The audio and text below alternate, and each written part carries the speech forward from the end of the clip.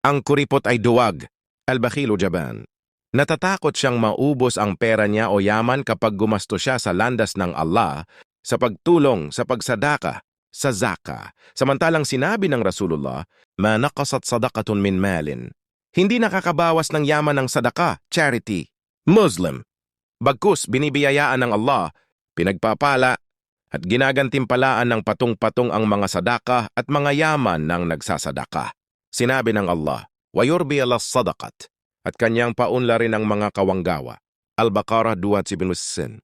Dahil dito ang propeta ay nagpapakupkop sa Allah laban sa kuripot at kaduwagan.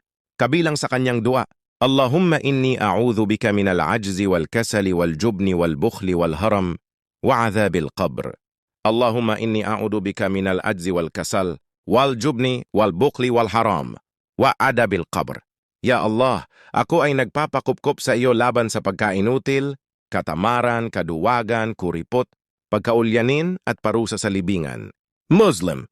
Katunayan, isa sa mga katangian ng mga munafik, hipokrito, ang katamaran sa salah at napipilitan lamang na magsadaka. Inilarawan sila ng Allah sa kanyang sinabi ukol sa kanila ng "Wala ya'tuna lis-salwata illa, wahum kusala wala yunfiquna illa wahum karihun." At sila ay hindi nagsisitungo sa salah malibang sila ay mga tamad, at sila ay hindi gumugugol sa kawanggawa, malibang sila ay umaayaw o napipilitan. At Tawbah 54.